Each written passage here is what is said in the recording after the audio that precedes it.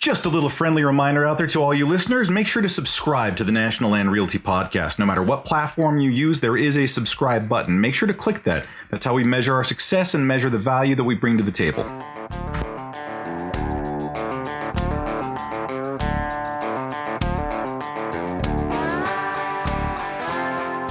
Welcome to episode number 64 for the National Land Realty Podcast, where we discuss all things land. Our goal here is to inform, educate, and entertain those of you who own land or are interested in the buying and selling of land throughout the United States. My name is Mac Christian, and I am the Chief Marketing Officer here at National Land Realty. I'll be your host for this episode. Jackson Takach is the Chief Economist and Head of Strategy, Research, and Analytics at Farmer Mac. Today, we're talking with Jackson about the current market for land real estate, as well as technology advancements in land. Are you curious about interest rates or the conflicts in Ukraine and Israel and their impact on farmland, ranch land, and recreational or hunting land? Want to know what the future holds for technology and land evaluation and agricultural efficiency? If so, this episode is exactly what you're looking for. Now, sit back and enjoy.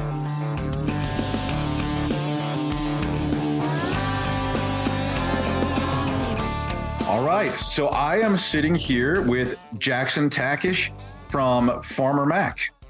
Jackson, how you doing today? I'm great, Mac. Thanks for having me back on the program.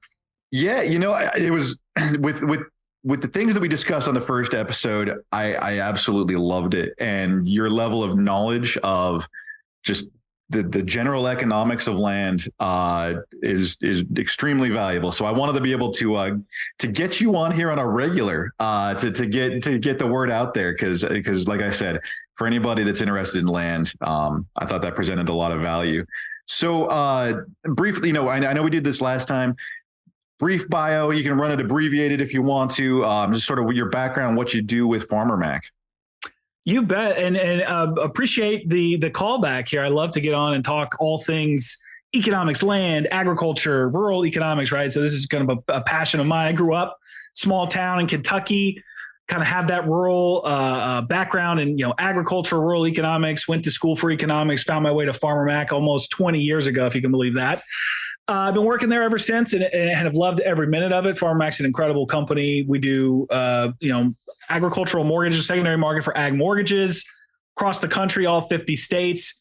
We also have the pleasure of serving rural infrastructure markets. So things like rural cooperatives who provide electricity to millions of Americans, broadband, renewable power, all these things. So we have a wide network of lenders who work with us, provide those capital transactions to, hundreds of thousands of residents all across the country, and couldn't be happier to work here and cover the things that I do as chief economist. Got to keep an eye on lots of things, see how they're going to impact business strategy, how they're going to impact borrowers, lenders, and market transactions in general.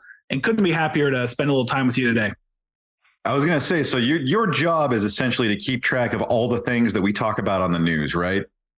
That's right. And really to not just track it, but figure out, okay, well, what does that mean for someone buying land, who's owning land, who's borrowing against land, who might be putting in power lines, who might be putting in broadband lines, how it all mixes together to affect the capital transactions that flow behind those decisions.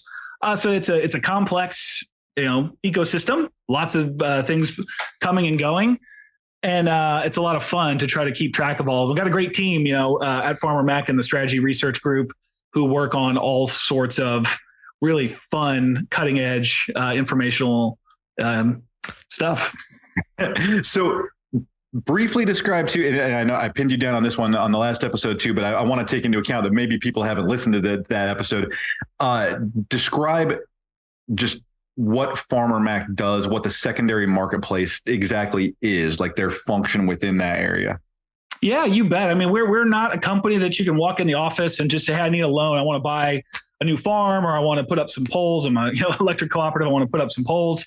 We're not a company that has any retail presence. When we say secondary, that's what we mean. We're not transacting directly with the borrowers. Rather, we work with a network of 1,000 different lending institutions out there.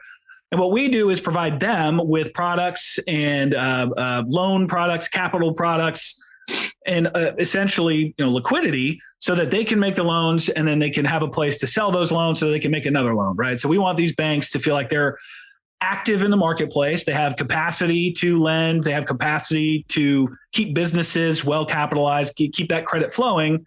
And the secondary market, like Farmer Mac, what we'll do is buy those loans so that those primary lenders can keep on lending. We also have great access to capital. We manage it well, and that provides a great, investment stream for a lot of people too. So we're both on the end of lending, right? So we try to help lending institutions have more liquidity and have more options for their borrowers. We also have a group of investors who love our story, and they look for bonds that they might want to invest in or stocks that they want to invest in that Farmer Mac provides a great return on for them. So we do a whole lot as that secondary market participant, but really what I think about it is we're trying to create liquidity in the marketplace to lower the costs and make lending more accessible to rural Americans everywhere. That seemed like almost a textbook description of what Farmer. I think you've said that before, probably, huh? Yeah, it feels like one of those elevator moments, where you're like, all right, so if I have 2 minutes, this is what I want to say about this great institution. Perfect. So given your knowledge base and given what Farmer Mac does, let's jump in. Let's talk about, and I'm sure the key thing, whenever you get the podium, right, people probably want to ask you, what is the state of things? Where are we? It's been a few months since you and I have talked on here.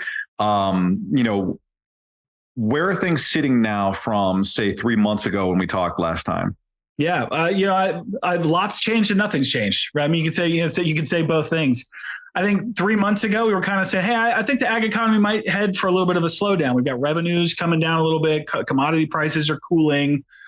That's probably going to cool down revenue, and that might compress farm profitability. So we're 3 months from that sort of initial call. That feels like we're pretty much on track. You look at the commodity markets, they're lower than what we expected, or they're in line with what we expected probably 3 months ago, lower than they were a year ago.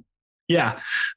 So we're kind of like on track, I think, from where we were 3 months ago, just thinking about the ag economy in general, the farm profitability in general. Similarly, if you look at the interest rate environment, it's elevated, and we expected it to be elevated and remain elevated with a couple more maybe nuances. Different points along the yield curve have gone up or down, and kind of a little bit more volatility, probably gone up and down since we last talked.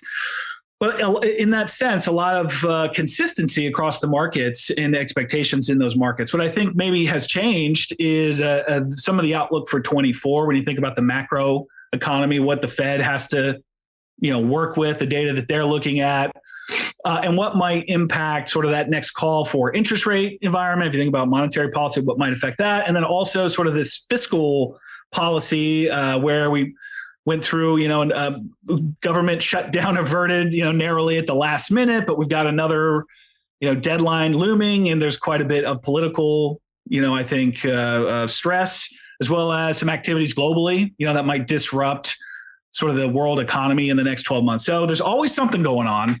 But I think in terms of the ag and interest rate markets, it's been a little bit more steady the last couple of months, and expectations have really sort of met reality. Do you think that has to do with more just, we had a fairly drastic change in we're going to say like a year and a half, with the interest rate, increases that we saw. Do you think it's a matter of people are adjusting to the initial shock and things are kind of starting to hit, I can't use the word new normal and feel good about myself. I'm going to say they've adjusted to change and things are leveling out. Yeah, I think that's exactly right. Yeah, the new normal, right? It's kind of like, what did we say right at the beginning of the pandemic? Unprecedented. It was the level of unprecedentedness was unprecedented. But yes, I totally agree. I think there is some level of acceptance of the environment that we're in. I think it's first like, denial, right? It's the stages of grief almost when you say, these interest rates will come back down. I'll just wait it out, right? And then you kind of get to a spot where you have to start making some decisions. You can't postpone capital deployment, or you can't postpone opportunities forever. You might need to sell or buy something, right? You think all these homeowners out here are just kind of sitting on their properties. Well, that can't last forever. Sometimes you're going to need a new job, or you're going to move for a life change. And that's going to start to affect what's on the market in terms of real estate, or the decisions you have to make to refinance or sell or buy, whatever it is. So I think there's some level of acceptance that the marketplace is starting to come to grips with. I think people have put off as much as they could in terms of selling properties or buying properties. But we're kind of hitting the point where, Q4 tends to be a bit more frothy when it comes to transacting. You tend to see activity pick up. And I think that's likely to happen compared to where we've been the last couple of quarters, where it's just been absolutely just the flow of transactions has stopped. And if that's true, if you're in the real, residential world, or if you're in land markets, like farmland markets, where there's just nothing trading, there's nothing on the market. And that's helped support prices. And then hopefully we're going to see a little bit more activity, a little more, movement in some of those markets. I'm sure your listeners are probably like, yes, please. Because it's just hard to find anything. If you want to buy a property, it's a seller's market right now with the number of buyers and sellers. Yeah. And so in kind of retreading the way through that, our CEO, Ronnie Richardson, is always saying that there's a quote that he always says, the best time to sell land is when you don't have to, because then you have the time to sit on it, analyze. And sort of what you're speaking to is sort of what we see is there are people that have kind of sat on the sideline, but then you get to a situation in life where you have to sell. And in residential, it's, like you said, you get a new job somewhere else. And then when you're talking about agricultural, land use, you have people retiring. You have people that move out of the sector. You have maybe they're pulling a 1031 and they're just putting their money elsewhere and parking it in like a, commercial. Well, I don't know about commercial right now, but let's say something else that's income producing. But there's movement that has to happen. And then you'll start to see some of these listings kick into the market. Do you see, and this is very perspective, right? Like don't put yourself anywhere where you don't have to, but do you see the market heading towards a higher inventory count in the coming year with sort of that influx, or do you think it's going to sort of hold steady? A lot will depend on the buyers, right? So I think it will be hard to go lower in terms of supply. I think the supply is very constrained. You look at tools like, acre value, where they kind of track level of inventory transactions, right? And we're kind of sitting on multi-year lows of the number of sales that have been captured, by these, transaction management companies and the data trackers. We're sitting like near historic lows. So it's hard to see it going down, which means there's probably going to be more activity coming on market in the next, 3, 6, 12 months. So it's all about, does that supply find demand? And I think that demand, there's still a lot of really positive elements out there. So you have cash coming over from 21, 22, where a lot of producers had record or near record profitability. So a lot of cash coming into the system, combined with government payments from 20 and 21, balance sheets are pretty healthy. And so I think the demand, there's, some tailwinds for demand at the farm level to pick up and purchase some of that supply. So that's, I think, the tailwinds. The headwinds are going to be, 23 is certainly going to be tighter profitability. Interest rates are higher. So what happens with leverage on some of those properties? How do they cash flow? What is the capital calculation look like for a lot of these buyers? So those could be some of the headwinds. So, people are doing the math on it going like, well, I'm not going to pay what I used to pay at 3% for an 8% loan, right? So I think there's going to have to be some additional math done, right, on the demand side. I think there's enough, spare powder out there, so dry powder that people have been sitting on the last couple of years. I think there's enough out there to keep that demand high enough to support a sizable increase in supply. Excellent. And yeah, you're talking about where the prices of land, the prices of real estate have to move to accommodate the increase caused by interest rates right now, where we're looking at higher interest rates. They got to come down a little bit to meet that. And it's hard to adjust that expectation. Yeah. If you have $50,000 that you could spend in interest and principal, and you had an interest rate go up, well, that just means the balance of loan that you can afford has to go down to equal. So will producers spend a little bit more and cover at the same price that they used to, or will they put more cash down, right? So that we're seeing that as well in the secondary, maybe the loan to values, the amount that you're borrowing against the value of the property. We've seen those come down. So people are spending the same amount in P&I payments, and the interest rate's gone up, but they're just borrowing less because they had the extra cash to do that. Right. So as far as is just general kind of nationwide land economics, have you jumped in much to the drought that we're seeing in some parts of the Midwest throughout the tail end of this year? What do you see as far as, or have you dove into this as far as the economic impact of that? Well, I think this is one of those things you got to see it through, right? Because we did see this a similar thing last year. We got this brutal draining of the Mississippi, and you're trying to ship grain down the Mississippi, but now it's crowded because you can't run as big of barges. There's fewer of them that can fit, and sending stuff back up is very difficult as well. So that's going to affect your fertilizer prices and all the stuff you need to ship back up river to get sort of inputs back up to the northern states. So I think we'll have to see how that plays out. I mean, it's definitely impacting right now the basis that if you have to sit on corn for longer, soybeans for longer before you can ship it, that's going to affect carrying costs. That's going to drive down cash prices. So I think that is a immediate hit, right, to the profitability on farm. You're thinking, hey, I could sell my beans for $14 at the elevator. Well, now maybe it's 12, right? It's it's starting to see that compression in what you're able to carry at the elevators. 1 year thing, I think it doesn't really impact the economics too hard. But now we're in the second year. It's happened 2 years in a row. So you're going to have to start to do that math on what can I expect at the end of each year when I hit harvest? Is that something I now need to build into the cost function of moving grain up and down those, transactions costs up and down the river? I think fortunately we've seen a pickup in rail cars. So the cost of rail has helped offset a little bit of the cost of the river shipping.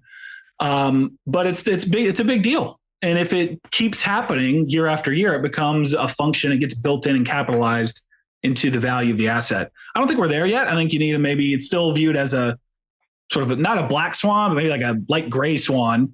Not guaranteed to happen, but it's happened 2 years in a row now. And that makes people start to think like, hey, this is not just a once in a 100-year event anymore. Now it's almost like, is this a once in a 10-year, once in a 5-year? How frequent is this going to happen to me? Yeah, and you bring up a really great point that I think a lot of people don't necessarily take into account when they live, let's say East Coast, West Coast, just outside of that Midwest corridor, how important the Mississippi is for transportation of goods. And something that seems like your immediate interpretation of a drought is, oh, it's harder to grow things. Okay, like that is a thing. But you're also talking about the cost of inputs because of now the new challenge of just transporting, where you have to look at alternative means of transport, or you're looking at constrained supply because smaller barges have to be used. And that drives up the cost of inputs, which now you're carrying higher overhead. You got a lower margin on your product because you have higher cost of inputs. Like there's this chain effect that I don't think gets accounted for when it comes to discussing things like I want to say a simple drought, but a drought is not simple. But when you're talking about a drought, there is a chain of events that really do kind of impact the whole when you're talking agriculture. Yeah, you're absolutely correct. I think of the Mississippi as one of our superpowers in global food production. It's our ability to move stuff to the coasts from the middle, where we have a great deal of agricultural productivity and efficiencies. Not every country that we compete with in the global stage has a Mississippi. No one does. So when you start to gum it up, that's going to create a lot of stress on our system, increases the cost of production, and makes Brazil look that much more attractive as a trading partner now. If we had a cost differential of a couple of pennies, well, now maybe it's even or even flipped the other way, because Brazil's relied more on trucking and they've, maybe perfected some of those trucking routes. If we have a drought, all of a sudden now shipping to overseas partners becomes in question, and it's more costly. O'Reilly. When you need auto parts, O'ReillyAuto.com is just a click away. We offer convenient options for you to get your parts, tools, accessories, and supplies quickly. Order online and pick up for free at your local O'Reilly Auto Parts store, or you can have your parts delivered right to your door with free shipping on most orders over $35. Visit O'ReillyAuto.com. O'Reilly Auto Parts. Do you see additional strain to, and let's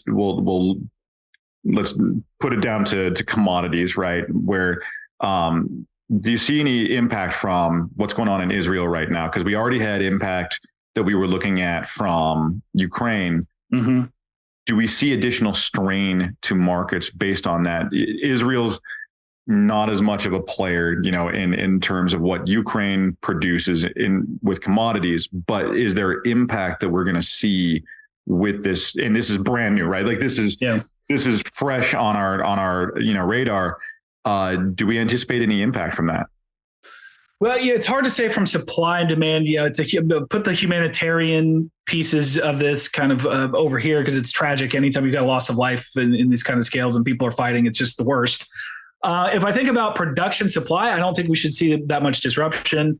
But what will happen when you do have sort of geopolitical stress, as we've seen, we saw this with Ukraine, Russia, see it now, Israel, Palestine.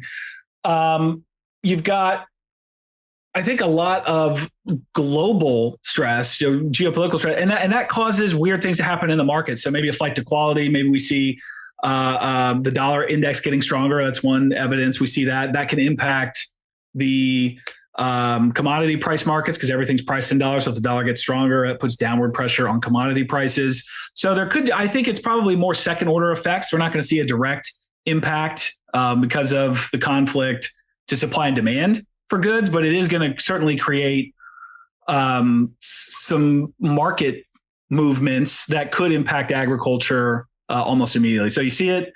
Interest rates actually have come down a little bit as maybe people have put some more money into treasuries looking for, hey, if this is going to kick off a recession or a global economic problem, well, I want to put it in safe assets. So you see maybe a little bit more flight to quality that increases the dollar again. And then you've got downward pressure on commodity prices. So there's a little bit of, I think, second order effects because of a global situation like this or an event like this, rather than just primary with Ukraine, Russia. When Russia moved into Ukraine, I think wheat prices tripled because they make a lot of wheat and they feed a lot of people. And all of a sudden now people weren't sure where that wheat was going to go. It was going to get destroyed. So there was more immediate impacts to supply and demand there. With the conflict in Israel, I think that's probably likely to play out a little bit more indirectly.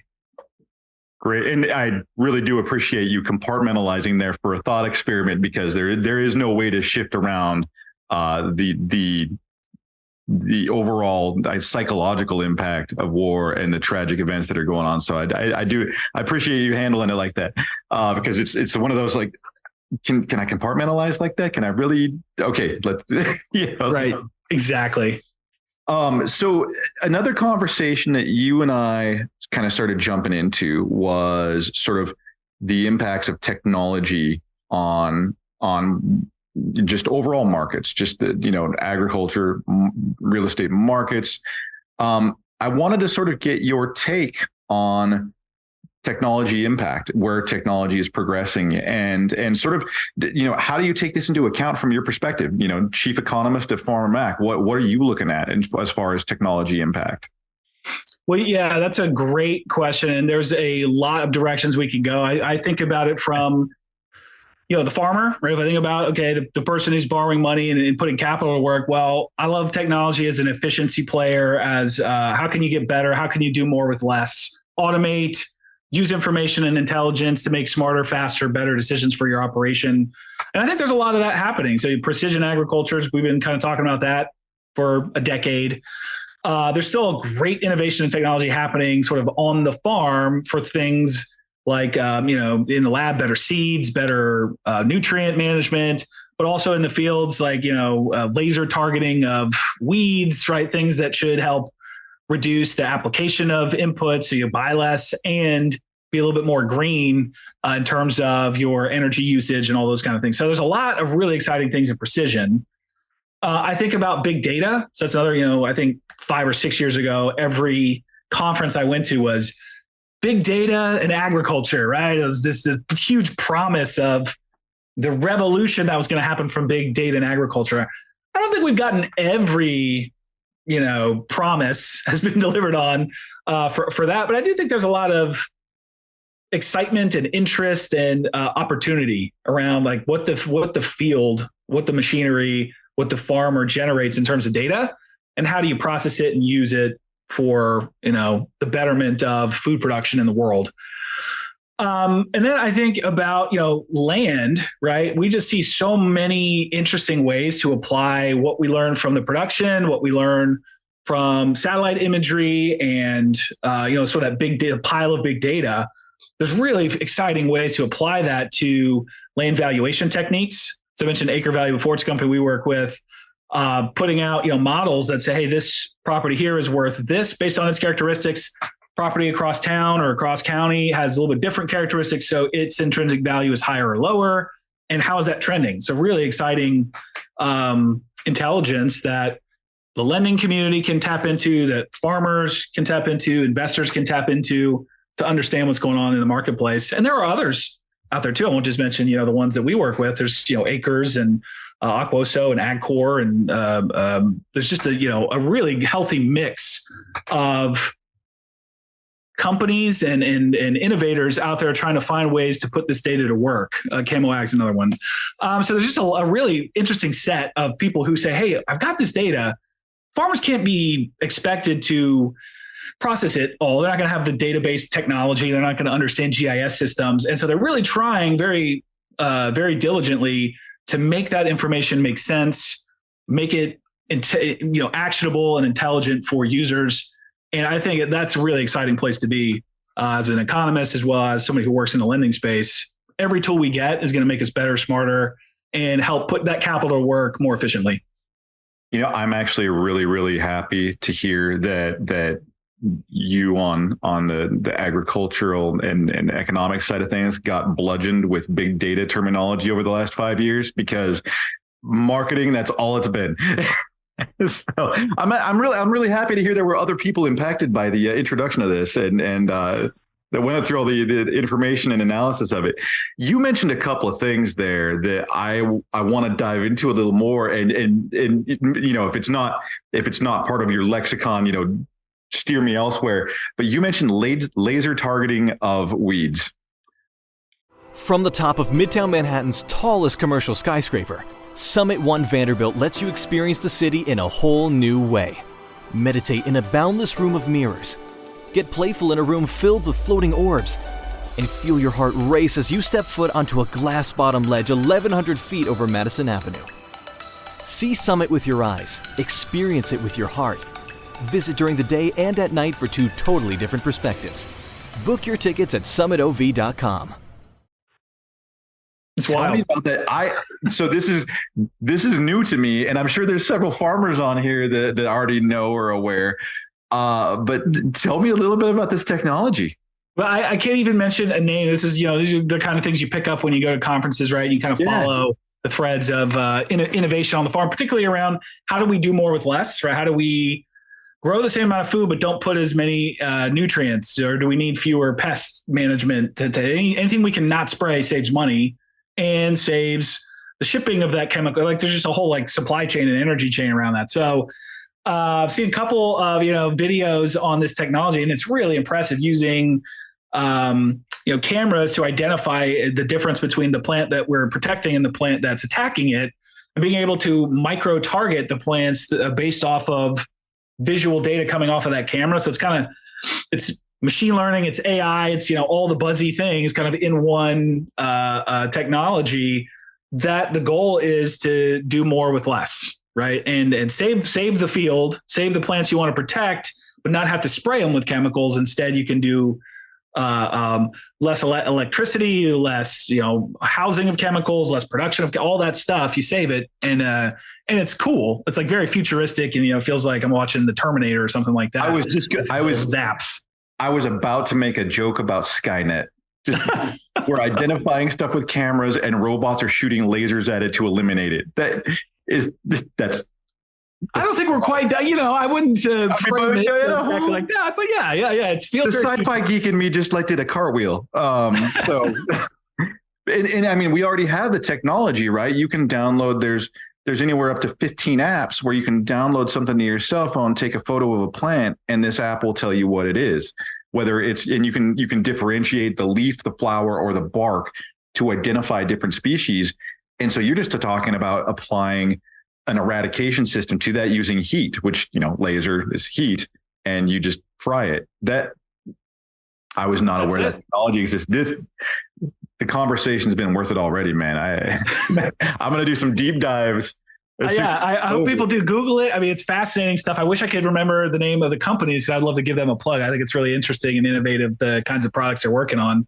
But I mean, everywhere from can we take humans out of an equation that's unsafe? So picking fruit at the top of a tree, right? We hack all these trees down because we don't want people up there to try to pick fruit. Well, now if I can pick fruit from the top, I don't have to hack a tree off. I can let the tree do its thing, and I can pick fruit, using robotics or, automated processes. I mean, that's the kind of thing that's been going on in ag for 25, 30 years. How do I do more with less, de-risk it, increase the revenue, decrease the costs? And we're getting to a point where some really exciting, technologies, you've got the compute power now, you've got the data, and you've got machinery that's getting better and better at identifying the problem you want to identify. And that's a great combination of innovation happening simultaneously. I hesitate to even bring AI up because that's been another one of those. If big data was overkill 5 years ago, today it's AI. But I love, I think one of the problems with big data is it's just like so much, right? I mean, your field generates a ton of data, your phone generates a ton of data, satellites generate a ton of data. It's a lot to try to bring together, put into actionable intelligence and do something with it. It could take months just to do that. Well, what I love about AI and generative, large language models, it can take a lot of that intelligence and make it make sense. It can communicate all that information with a layperson like me, who's not going to be able to take all that, assimilate it, understand it, and make decisions off of it.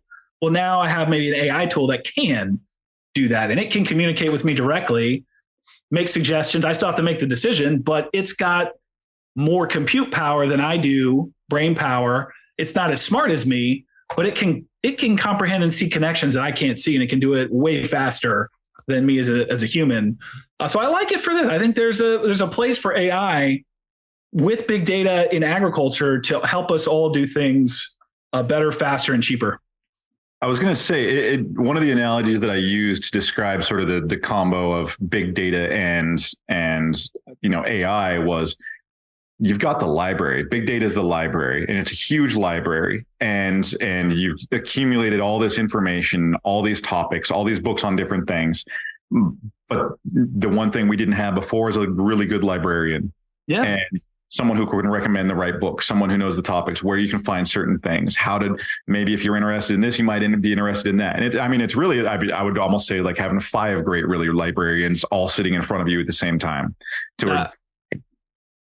I think it's an awesome analogy. I think that is exactly right. It was between me and my 10-year-old. So I wanted it to be really profound, but he sort of blinked at me a couple times and went on to Lego. So, different people react to it differently. I wanted to ask you brought up efficiency, and you brought it several times, talked about increasing efficiency, and it's been over like the last 30 years, we've seen a lot of increases. Do you have sort of an analytic measure of what we have seen industry wide? And it's going to be different for every industry, but just is there sort of a measure that you use when you're looking at increased efficiency? How much has the increases been over the last 20 years? And I don't want to make you come up with a hard number or pull it out of your hat, but I mean, in general, what have we seen as far as increases in efficiency, whether it be with inputs or output, right? With agriculture over the last 20 years? Yeah, I don't have a hard number, so you're not going to get one out of me. Which all is right. I'm not one of those economists who'll just talk around the problem and not deliver. I will just tell you I don't know, but I will say there's some really great data from USDA that I've seen, read, and studied. I just don't know the numbers off the top of my head. And what economists try to think about when you think about efficiency and productivity is there's a measure called total factor productivity. So TFP. It looks at for what you put in units of labor and units of capital, what do you get out? And are you seeing a greater increase in output relative to how much stuff you have to put into it? So if you rewind the clock 50 years, you needed 10 people and 10 tractors to generate, 10,000 bushels of corn. Well, today you can do that with 2 people and 1 tractor, right? And so it's going to measure that relative level of inputs to outputs.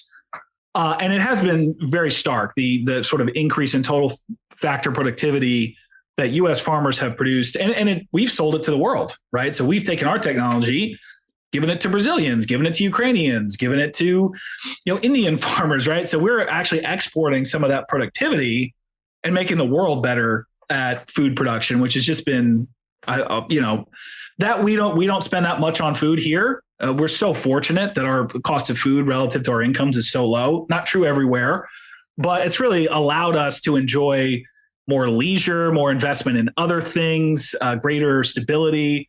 I mean, that's what that total factor productivity has allowed us to do. And it's just been still, you can look at the curve. I mean, it is like sharply increasing from left to right as we've increased technology and ingenuity on the farm.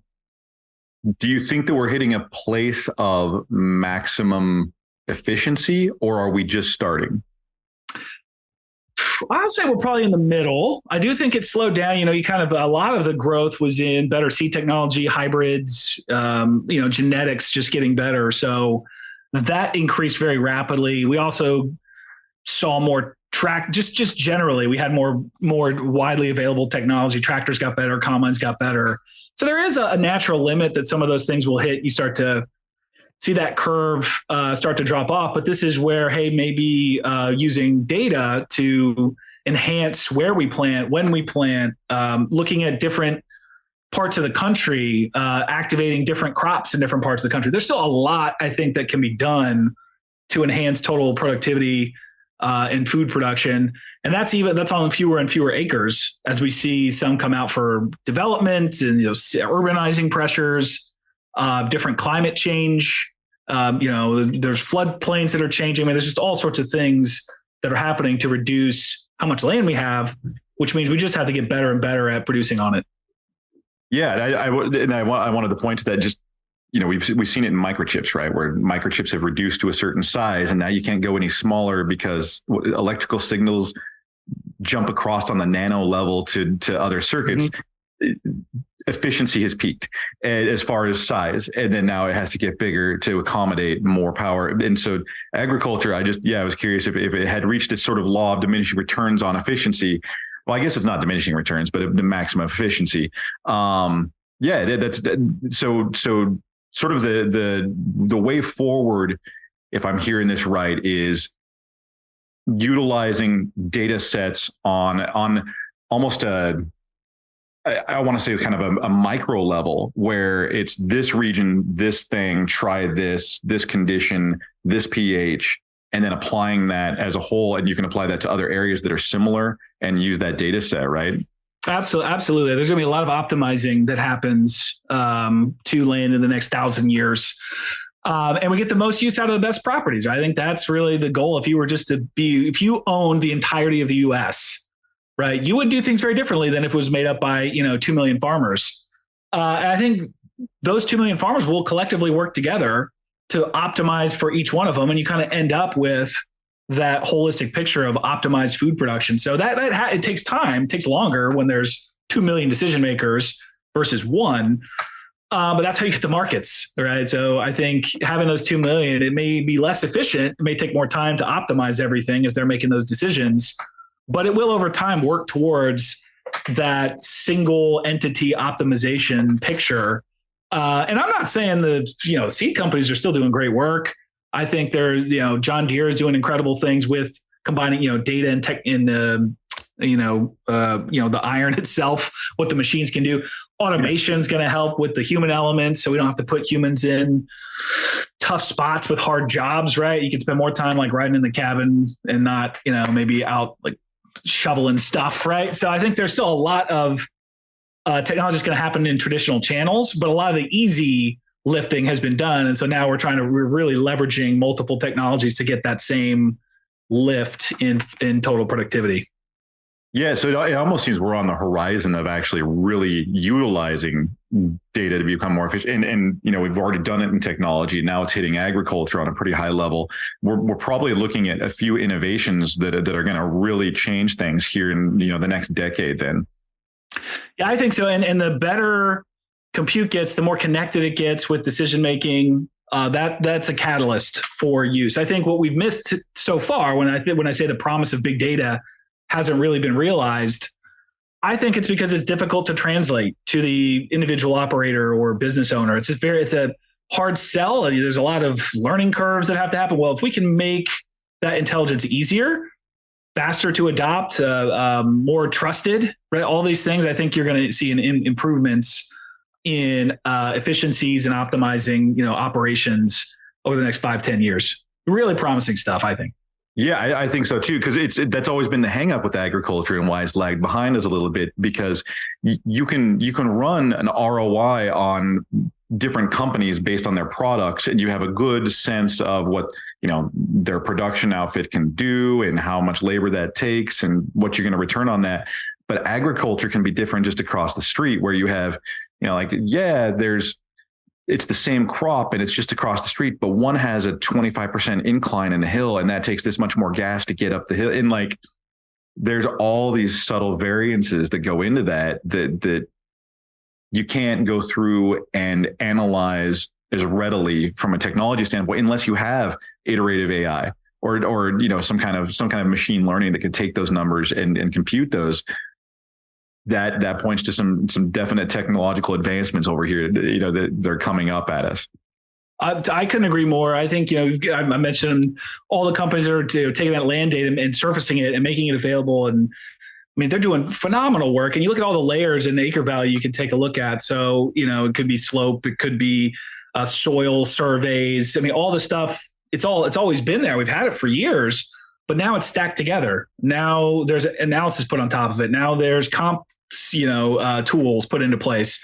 And so the more that we layer this together, the easier it becomes as a business owner or a producer or economist, or whoever's looking at this stuff, to say, this is what's happening, this is why it's happening, and I want to buy, sell, or trade what's going on in that ecosystem. It's just really exciting. It's exciting to see the big data put to work, because I think we've got big data, we absolutely do, but it ain't been working for us. And now we're starting to see it maybe come to work.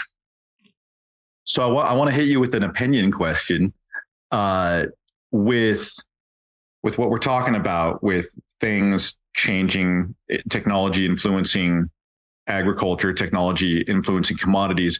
Commodities have always been, as an index, kind of volatile, right? Like commodities they shift with the wind, as far as when you look at futures indexes, something like weather, something like an international conflict, something just shipping, right? We just talked about that. Do you think that these increased efficiencies will increase or decrease volatility in commodities? Yeah, I mean, there's a lot that can go into that, that answer. I mean, how much time we got? We got another 45 minutes. You want to throw another hour down with me? I think there's always going to be volatility. I mean, because as good as you can get, you can pencil all this stuff out. You can be like, well, on paper, this acre should, if you perfectly plant it and get exactly the number of growing degree days in it, you should be able to get 235 bushels out of it every year. That's a very difficult thing to predict, because the sun could shine one day and then it could not shine for 10 days. And then all of a sudden your predictions are out the window. So I do think there's so many variables. Volatility is not likely to decrease anytime soon. And a lot of them are outside the control of the operator. So it's not like, I made a bad call on my marketing plan, or I did something that could be explainable. And it was something I did as a business owner operator. A lot of it's going to be, hey, the Mississippi's closed.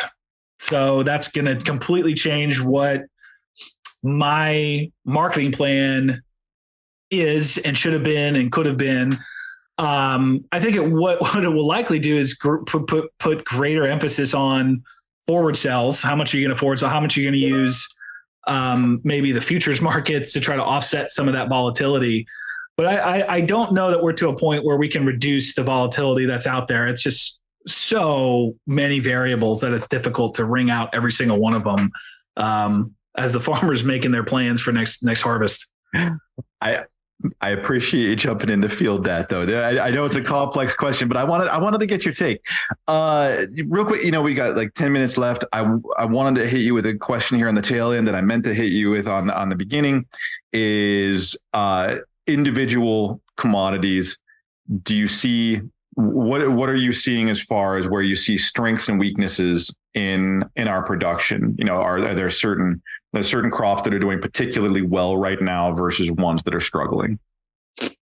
Yeah, I mean, I think there's a lot of interesting things happening in the oil crops, markets. So when I look at, the opportunities there for soybean producers or sunflowers or, canola, you name it, kind of depends on where you can grow this stuff.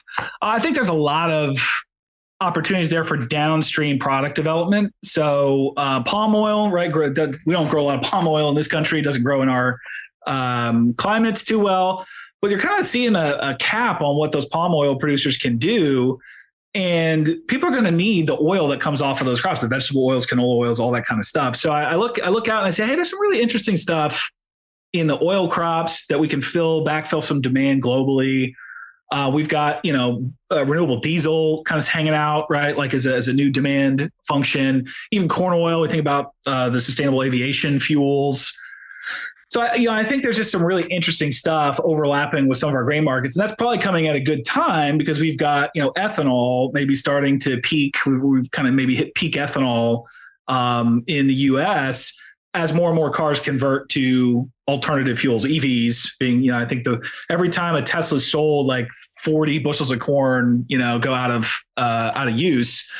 Really? Is that an actual statistic? I can't. I did the calculation once. I think it was somewhere in that range, though. Yeah. Check me on my math for your listeners out there who are ethanol nerds. But there is a relationship. The minute you take a car that's used to will consume X gallons of gasoline over its life, if you no longer have that car on the road, you're just not going to need as much ethanol. So there's plenty of other things we can do with corn. There's plenty of other things we can do with the ethanol even. So I don't think there's any concern about a collapse in corn demand at this point, but it's a change in demand. And I think there's still a great deal of opportunity for the byproduct. We used to think about, you crush corn to make feed, right? And that's what you do with it. Well, the oil's actually got quite a bit of value. Maybe someday the oil has as much or more value as the meal that you get to feed the animals. So I like that. I think, cattle are doing spectacular. If you're raising cows, if you're making beef, it's a little tough sledding. But if you're, making cows to feed through to the beef supply chain, things are pretty good. You needed it. It's been a tough 3 years for cow-calf country. But I think, cattle's seen prices they haven't seen for a long time. They're able to rebuild those herds, rebuild some of those balance sheets. So, I think cattle's doing pretty good outside of the processors who are getting squeezed on both ends. It costs more to make the beef and they're paying less at the grocery store for the beef. He's a consumer. I'm okay. Well, I like to see maybe a little bit of relief from some of those grocery store bills. I think I was spending, I don't know about you, but got a family of 4 and we were spending $300-400 on groceries. Used to spending $150, $400 is a lot. Yeah, I just stopped feeding my family and took out another mortgage on another house. I ended up coming out in the positive on that. But there's always, this is how agriculture is, right? So you're going to have these periods where this industry is doing pretty well for supply demand reasons, which kind of hurts this other industry. And then maybe it flip flops and you've got, look at hogs, right? They were doing spectacularly well, a couple of years ago, sending a lot of pork to China, cheap feed.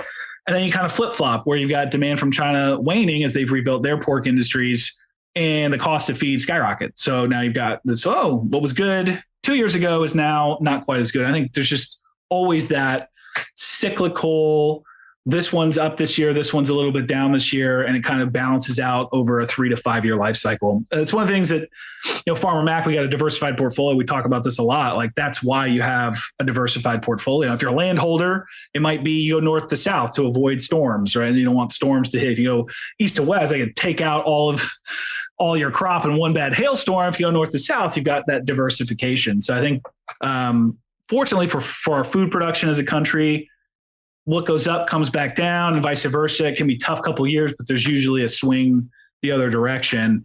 And then for lenders, having that diversity really benefits. Maybe one sector is a little bit down, but you don't have to foreclose on it because you've got another sector that's kind of keeping that balance intact. So you can let the other industry start to come back up and you can ride that cycle a little bit easier with that diversification. Right. Well, I always try to stay respectful of your time, Jackson. I really appreciate your insights here. It's great talking to you again. I want to give you a chance here at the end. I know that you and your team do a really wonderful job providing information, providing content out there. I know that you have a newsletter, and then do you guys run a podcast internally as well? We got what we call the feed. Thank you for giving me a chance to give a little plug. I want you to throw the plug down and get it. That's great. I really appreciate it. It's called the feed. That's our sort of economic. We cover ag and rural economies. Everything I talked about today, we kind of try to cover, and we do it seasonally. And we're working towards an even better output here, where we can do it almost real time, so we can kind of keep this content going. We used to do it. Batch a bunch of articles up, put it out every quarter. And now we're moving towards and this is an exciting development over on our shop. We're moving towards that more real-time content delivery mechanism, better, stronger, faster, all that kind of fun stuff. Multi-content. So you mentioned a podcast. We'll look for videos, audios, all that kind of fun stuff. And we cover a wide swath of what we think ag lenders, rural lenders, and rural Americans, all Americans, for that matter, enjoy as it relates to the food, energy, infrastructure that keep food moving through this country. So y'all are joining the 24-hour news cycle, then, huh? Well, I like to say it's we're not quite CNN. We're not going to break stories or anything, but it's certainly a once a week or every other week, as opposed to 4 times a year. For us, feels like a much fresher and faster take on what's happening in the world. That's terrific. I look forward to seeing that, and keep us updated so we can get that information out there as well from our angle. Jackson, as always, appreciate it, man. Thank you very much. Thanks for having me, Mac. You have a great day. You too. All right. Cheers. This concludes episode number 64 for the National Land Realty Podcast, discussing current land real estate market trends and the future of land technology with former MAC Chief Economist and Head of Strategy, Research and Analytics, Jackson Takach. You can learn more about land ownership and the buying and selling of land at nationalland.com.